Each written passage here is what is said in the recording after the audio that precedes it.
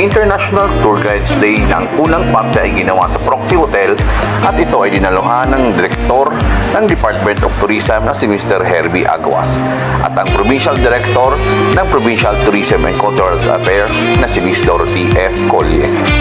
Sa pagdiriwang na ito ng International Tour Guides Day, kasama namin ang mga Bicolano content creator o vlogger upang ipakita sa selebrasyon na ito na kung gaano kahalaga ang trabaho o kaimportante ang tour guide sa pagpapatakbo ng isang tour.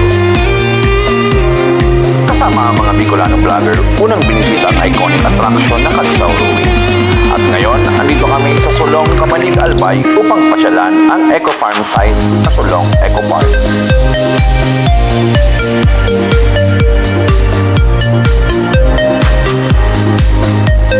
Okay, so bali good afternoon, welcome to Sulong Eco Park. Bali ako po pala si JR, isang facility guide po dito sa Sulong Eco Park. So, etong Sulong Eco Park po pala is na-open po siya as one of the destination here in Kamalig last April 29, 2017.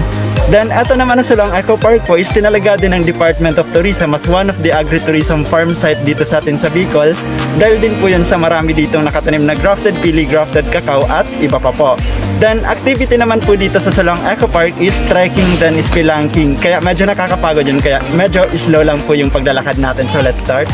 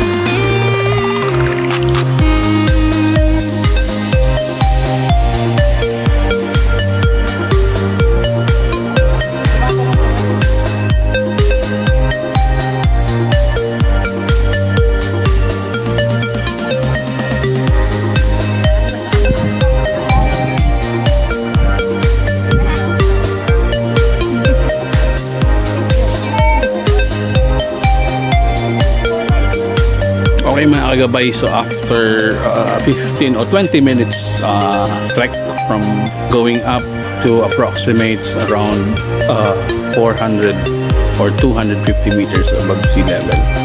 So we reached the top of Sulong Green Hill. So it's a view deck where you can do a lot of Instagrammable photo or shot. So ngayon,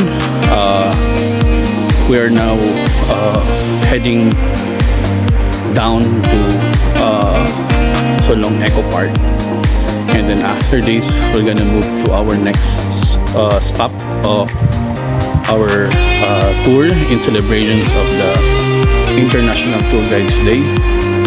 So we will now go to Sumlang Lake.